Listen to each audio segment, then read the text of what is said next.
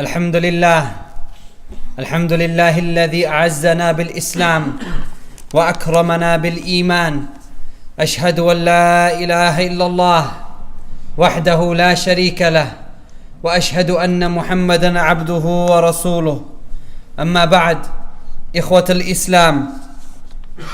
From the messages which Islam brought, from its important teachings, is the prohibition of al-unsuriyah, of racism.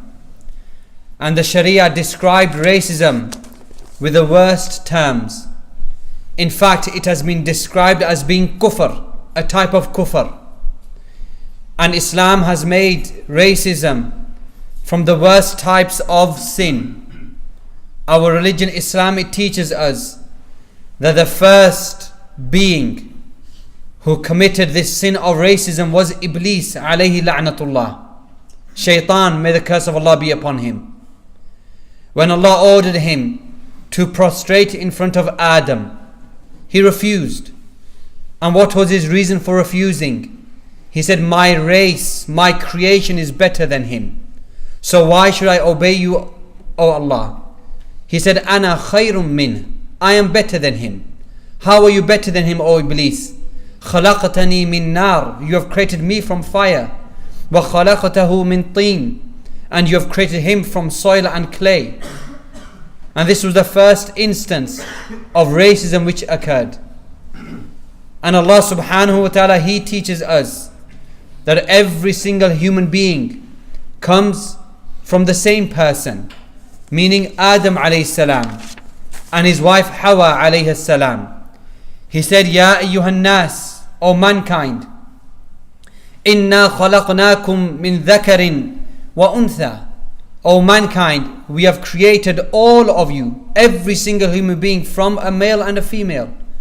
The same person, Adam and Hawa. وَجَعَلْنَاكُمْ شُعُوبًا وَقَبَائِلًا. And we made you into tribes and nations. Why? لِتَعَارَفُوا. So you can know each other. And is any one race better than the other race? Is any nation or tribe better than the other nation or tribe? Allah said in the same ayah, Inna akramakum indallahi atqakum. That the only superiority that you have between you, the only virtue that you have between you in front of Allah is by your taqwa, by your piety. So no race is better than another race. No color is better than another color. Only the people of at-taqwa. And also the Prophet sallallahu alaihi wasallam, through his statements, through his actions, he practically demonstrated the prohibition of racism.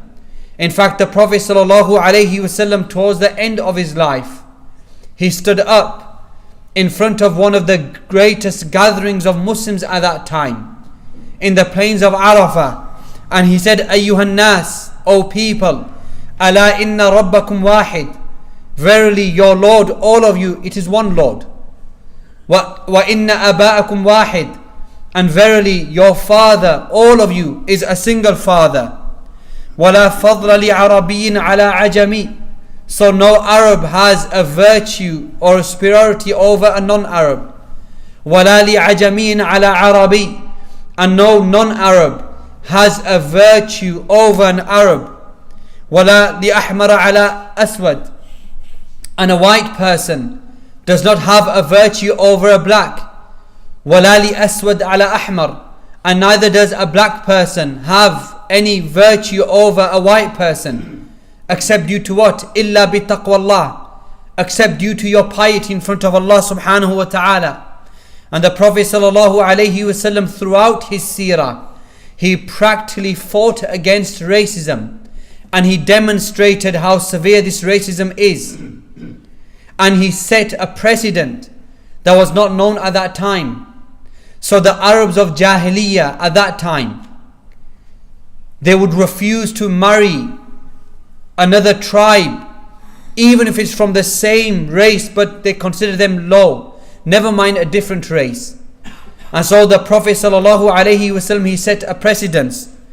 So he encouraged Fatima bint Qais radiallahu anha, and she was Arabiyyatun Qurashiyya, she was an Arab, and she was from the Quraysh, from the best tribes of the Arabs, and yet he encouraged her to marry Usama ibn Zayd radiyallahu anhuma. And Usama ibn Zayd was the son of a freed slave, and yet the Prophet sallallahu alaihi wasallam encouraged her to marry him, and she married him. Why? To set a precedence against racism.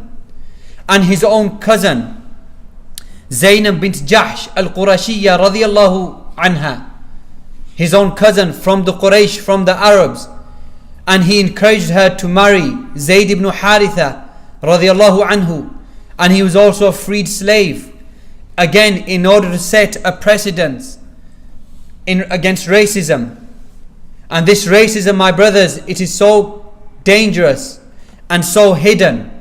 Why? Because we as humans, our nature is that we like those of our own race.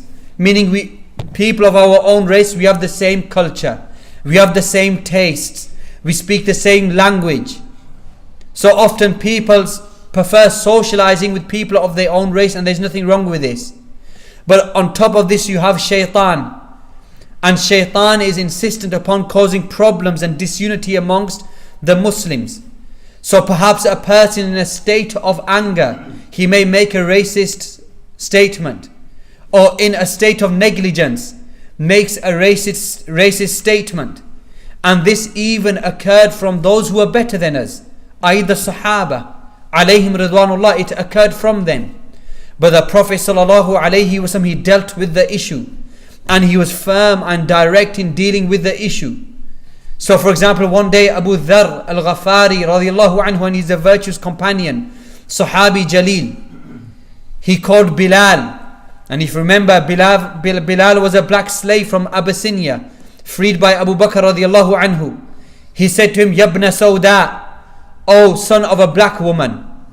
When the Prophet sallallahu alaihi wasallam heard this, he said, A'yartahu bi ummi, you diminish him through his mother. He said, Ya Aba Dhar, O Abu Dhar, Inna kamru in fika amru min al-jahiliyyah, that you are a person who has some jahiliyyah in him. This racism from jahiliyyah, there's still some of it in you. So then Abu Dharr radiyallahu anhu, he apologized to Bilal, and he lowered his head on the ground in front of Bilal radiyallahu anhu. And Bilal radiyallahu anhu excused him, and he accepted his apology. So look how this racism, it occurred as an incident with the Sahaba, and yet the Prophet sallallahu alaihi wasallam dealt with it. And also one day, the Prophet sallallahu alaihi wasallam was in his chambers. He heard the Ansar shouting, Ya lil Ansar, oh for Ansar, calling to their own tribe. And then he heard the Muhajirun shouting, Ya lil Muhajirin. So now the Muhajirun are calling and shouting for their own tribe. So then the Prophet sallallahu alaihi wasallam kharaja alayhim, he came out, and he said, Ma balu da'wa al-jahiliyyah. What is this calling of al-jahiliyyah? Da'uha fa innaha khabitha. Leave it, abandon it, because it is khabitha, it is repulsive, and it is malicious. And many ahadith in which the Prophet sallallahu alaihi wasallam, he spoke against racism. He said, Laysa minna man da'a ila al-asabiyyah, that the one who calls to tribalism is not from us. Wa laysa minna man qatala ala asabiyyah, and the one who fights out of tribalism is not from us. Wa laysa minna man mata ala asabiyyah, and the one who dies with this belief of tribalism, fanaticism, is not from us. The Prophet sallallahu alaihi wasallam, he said, Thintani fin nasi huma bihima kufr, that there are two qualities, there are two matters which are found in people, and they are a type of kufr, disbelief. He said, Al-fakhru fil ahsab, or at-ta'nu fil ansab, insulting each other based upon lineage, i.e. racism and nationalism and tribalism. He called it kufr, a type of disbelief. Wa-niyaha ala al-mayyit, and wailing over the deceased, he called it al-kufr, a type of racism. And many other messages that al-Islam came with. Ma'ashal ahibba, Allah subhanahu wa ta'ala, He has united us all upon al-Islam. and upon Iman. And He has blessed us that He has made us from the people of the Sunnah, those who are obligated to follow the manhaj of the Salaf, alayhim rahimahumullah. And therefore we have to be careful that racism does not enter upon us. As I mentioned, a person may make a racist comment, but in a state of anger. Maybe he didn't mean it, or in a state of negligence. But the Prophet ﷺ, he dealt with these incidents. And so we apologize, and we rectify, and we try to reinforce these messages which Islam came with. أقول قولي هذا واستغفر الله لي ولكم فاستغفروه إنه هو الغفور الرحيم.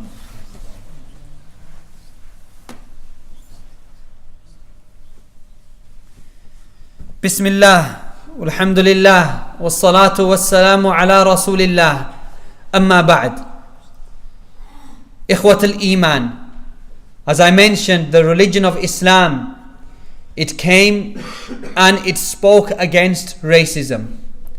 In fact, this was the first ever religion upon the face of the earth which delivered this message. So Islam has always been in the forefront of the fight against racism. And the Muslims who follow Islam should be at the forefront against racism. So who was it that raised Bilal al-Habashi radiyallahu anhu to the highest place in the community upon the minaret? It was Islam. And he was a black slave who had been freed. And who was it that gave Suhaib al-Rumi, and he was Rumi, a position in history? It was Islam. Who was it that made Usama ibn Zayd, the son of a freed slave, the leader and the commander-in-chief and the head of the greatest army at that time to go fight the Romans? It was the Prophet sallallahu alaihi wasallam, and behind him were many men who were greater than him. Salman al-Farisi, and he was Persian. And you know historically the problems that existed between the Persian Empire and the Arabs. And yet the Prophet ﷺ said, Salman min ahl bayti, Salman is from my household, from my family. And Julaybib radiyallahu anhu, his lineage was not known, his family was not known. And yet the Prophet ﷺ said, Julaybib minni wa ana minhu, Julaybib is from me and I am from him. All of these messages are messages in which the Prophet ﷺ is reinforcing the issue of how terrible racism is. At the same time, those people who were closest to the Prophet ﷺ in lineage, in blood, family ties, they were condemned to Jahannam in the Quran. Allah said, Tabbat yada Abi Lahabin wa tab. May the hands of Abu Lahab be perished. Who is Abu Lahab? The uncle of the Prophet ﷺ. Qurashi, from the Quraysh. Arabi, from the Arabs. Brother from the chiefs of the Arabs. And yet Allah condemned him in the Quran. And Abu Jahl and Abu Talib, all of them from the people of Jahannam. The Prophet ﷺ said in the hadith of Abu Hurairah radiyallahu anhu, Man batta'a bihi amaluhu lam yusri' bihi nasabuh. That the one who is delayed by his actions, his lineage will not hasten him. Meaning the person who does evil actions, disobeys Allah, and therefore he is delayed from Jannah, then he should not think that his lineage will take him to Jannah. Doesn't matter if he is Qurashi or Makki or Madani, only righteous actions. Salman al-Farisi radiyallahu anhu, he said, إن الأرض لا تقدس أحد إنما يقدسه عمله. That the earth, the place in which you are born, it does not honor you. Only your actions honor you, your righteous actions. In fact, the Prophet ﷺ, he said to his own daughter, Fatima radiallahu anha, he said, Ya Fatima bint Muhammad, O Fatima, son of Muhammad sallallahu alayhi wasallam, La ughni anki min Allahi shay'a. That in front of Allah, I cannot do anything for you. Only your righteous actions, even though you're my own daughter. But this blood, it will not help you. Only your righteous actions. Ma'ashal ikhwa, ikhwat al-Islam. These are the messages that al-Islam came with. This is the mercy and the rahmah which al-Islam came with. And these are the messages which we have to live by. So racism and nationalism and tribalism, it has no place in Islam. It has no worth in front of Allah subhanahu wa ta'ala. Rather, this is from the actions of Jahiliyyah, from the outlook of Jahiliyyah. And Islam came to banish all of that. And this was before 1400 years ago, the fight against racism. إن الله وملائكته يصلون على النبي يا أيها الذين آمنوا صلوا عليه وسلموا تسليما اللهم صل على محمد وعلى آل محمد كما صليت على إبراهيم وعلى آل إبراهيم إنك حميد مجيد اللهم بارك على محمد وعلى آل محمد كما باركت على إبراهيم وعلى آل إبراهيم إنك حميد مجيد اللهم أعز الإسلام والمسلمين اللهم أعز الإسلام والمسلمين اللهم أذل الشرك والمشركين اللهم دمر أعداءك أعداء الدين اللهم إنا نسألك الهدى والتقى والعفاف والغنى اللهم آت نفوسنا تقواها وزكها أنت خير من زكاها أنت وليها ومولاها اللهم أصلح ذات بيننا وألف بين قلوبنا واهدنا سبل السلام اللهم اغفر لنا ما قدمنا وما أخرنا وما أسررنا وما أعلنا وما أنت أعلم به منا أنت المقدم وأنت المؤخر لا إله إلا أنت وآخر دعوانا الحمد لله رب العالمين وصلى الله على نبينا وسلم أقم الصلاة.